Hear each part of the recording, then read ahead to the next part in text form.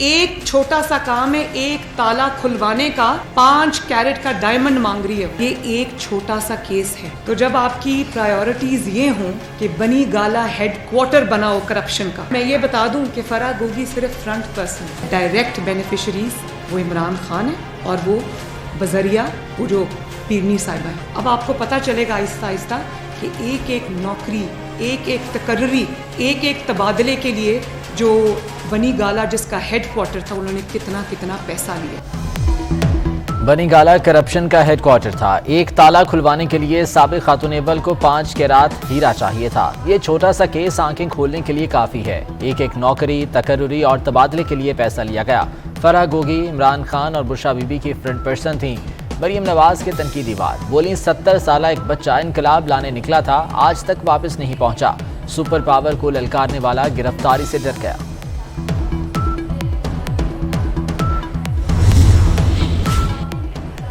دن میں کام نہیں ہوتا, رات میں آرام. بدترین لوڈ شیڈنگ نے زندگی اجیرن کر دی. ملک بھر میں بجلی کا شارٹ فال 8000 کے قریب ہو گیا. کراچی میں لوڈ شیڈنگ 15 گھنٹوں تک پہنچ گئی.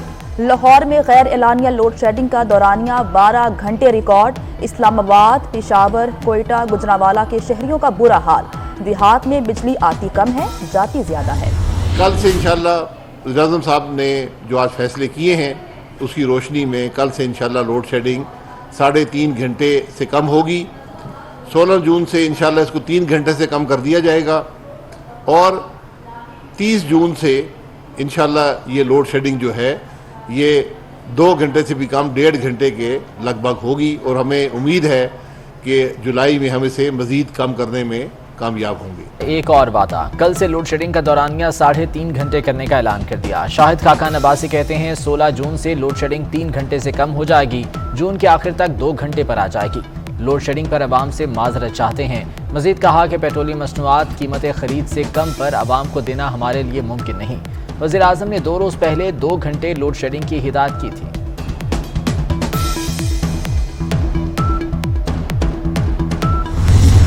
آئی ایم ایف سے قرض کے چکر میں عوام کا کچومر نکل گیا.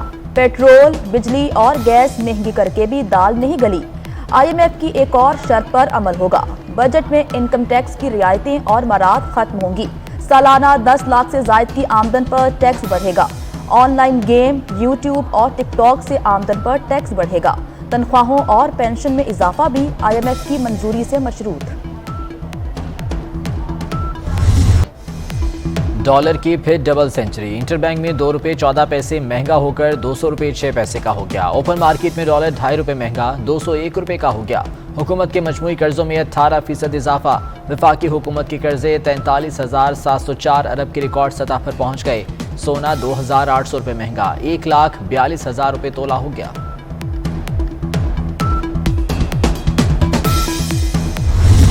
پیٹرول کی قیمتوں میں دوبارہ اضافے سے مالی بحران سے نکل آئے. مالیاتی ایمرجنسی کا کوئی اعلان نہیں کیا جائے گا. روشن ڈیجیٹل اکاؤنٹس کو منجمد کرنے کا منصوبہ نہیں. وزیر خزانہ مفتاح اسماعیل کی وضاحت, کہتے ہیں وزیر اعظم کفایت شعاری اقدامات کا اعلان کریں گے. ہفتہ اتوار مکمل چھٹی, جمعے کو آدھا دن کام ہوگا. 1 گھنٹہ دفاتر کا دورانیہ بڑھا دیا جائے. وزیر دفاع خواجہ آصف نے موجودہ حالات کو بہتر بنانے کے لیے نئی تجویز دے دی. کہتے ہیں اس اقدام سے سڑکوں پر ٹریفک کم ہوگی, تیل اور بجلی دونوں کی بچت ہوگی, کفایت شعاری کے کلچر کو فروغ ملے گا.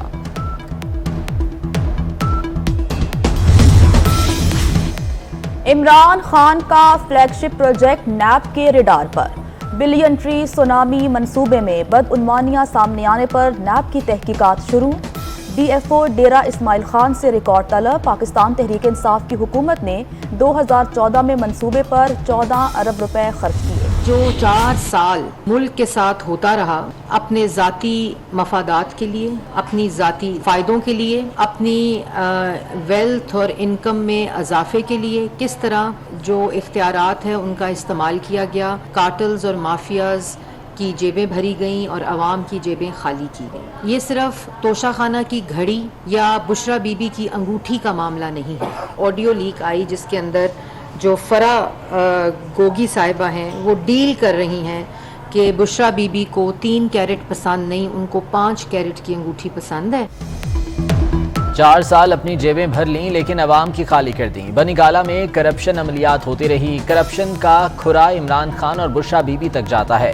وزیر اطلاعات مریم اورنگزیب کی پریس کانفرنس، بولیں یہ خالی انگوٹھی اور گھڑی کا معاملہ نہیں۔ فرح گوگی نے ہر منصوبے، ڈیل اور ٹرانسفر سے پیسے بٹورے۔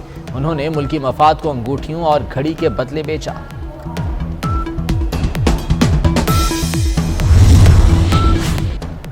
اسٹریٹجک پروگرام پر غیر ضروری تبصرے سے ہر صورت گریز کیا جائے۔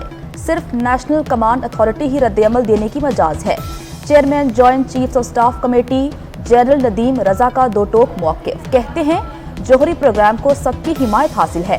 سول اور ملٹری قیادت اسٹریٹجک پروگرام کے ساتھ ہے۔ قومی سیکیورٹی ناقابل تقسیم ہے۔ نیوکلیئر پروگرام پر کوئی سمجھوتا نہیں ہوگا۔ عمران خان کے متنازع انٹرویو کے خلاف قومی اسمبلی میں مذمتی قرارداد منظور۔ سابق وزیر اعظم عمران خان کے بیان کی مذمت۔ قرارداد کے مطابق پاک فوج اپنی ذمہ داریاں آئین کے مطابق سر انجام دے رہی ہے۔ بی جے پی کی ترجمان کی گستاخی پر پاکستان کا شدید احتجاج۔ بھارتی ناظم الامور کی دفتر خارجہ میں طلبی، احتجاج ریکارڈ کرایا۔ قومی اسمبلی اور سینٹ میں گستاخانہ بیان کے خلاف قرارداد منظور۔ مودی حکومت سے ذمہ داروں کو سخت سزا دینے کا مطالبہ۔ جمعے کو بھارتی ہائی کمیشن جا کر احتجاج کا فیصلہ۔ بھارتی حکام کے گستاخانہ تبصروں پر پاک فوج کی مذمت۔ D G I S P R کا کہنا ہے یہ اشتعال انگیز عمل انتہائی تکلیف دہ ہے۔ یہ مسلمانوں کے خلاف شدید نفرت کا منہ بولتا ثبوت ہے۔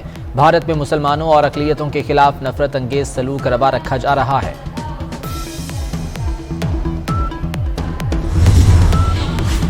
پاکستان اور عرب ملکوں میں بائیکاٹ انڈین پروڈکٹس مہم۔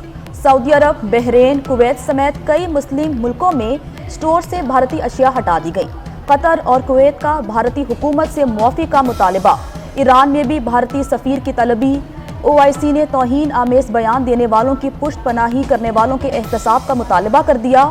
دنیا بھر میں مسلمانوں کے شدید رد عمل پر بی جے پی ترجمان معطل، نوین جندل کو پارٹی سے نکال دیا گیا۔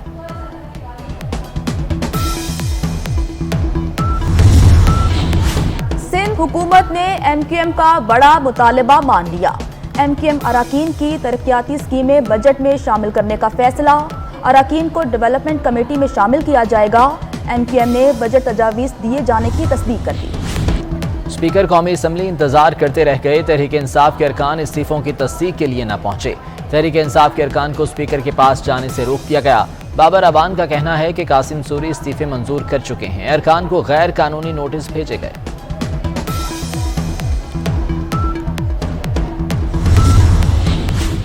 پنجاب کے حلقے پی پی 125 اور 127 کے ضمنی انتخابات۔ الیکشن کمیشن کا بڑا فیصلہ سامنے آ گیا۔ ڈی پی او جھنگ حسن اسد الوی کے فوری تبادلے کے احکامات جاری۔ حسن اسد الوی ڈسکا ضمنی الیکشن میں مس کنڈکٹ کے مرتکب ہوئے۔ دوران سروس انتخابی ڈیوٹی نہیں کر سکتے۔ Large investments were taking place in textile, in automobile industry and so on and so forth. Lots of trade delegations were visiting Pakistan. Pakistan delegation were visiting Japan, Tokyo. Youthful days, I used to also lead delegations. So, gone are those days. We must bring them back. That's very important.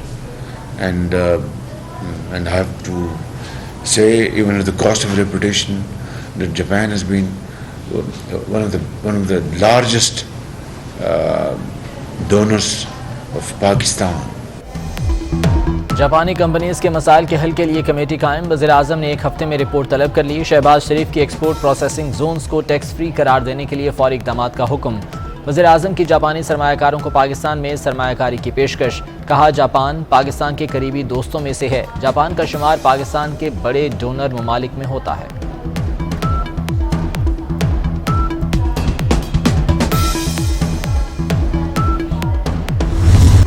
غریب کے لیے گھر بنانا خواب بن گیا۔ تعمیراتی سامان پہنچ سے دور۔ سیمنٹ، ریت، بجری کی قیمتوں میں اضافہ۔ سیمنٹ کی بوری 100 روپے بڑھ کر 1000 کی ملنے لگی۔ ریت کی چھوٹی ٹرالی 2500 روپے مہنگی ہو کر 6000 روپے تک جا پہنچی۔ بجری 30 روپے اضافے سے 115 روپے فٹ ہو گئی۔ کراچی میں دودھ کی قیمت میں 20 روپے فی لیٹر کا اضافہ. شہر کاد میں دودھ کہیں 150, کہیں 160, کہیں 170 روپے فی لیٹر میں فروخت ہونے لگا. زیر انتظامیہ دودھ کی سرکاری قیمت پر عمل درآمد کرانے میں ناکام. لندن میں پاکستانی ملبوسات کی نمائش. دیدہ زیب لباس پہنے ماڈلز کی ریمپ پر واک. شائقین سے خوب داد سمیٹی.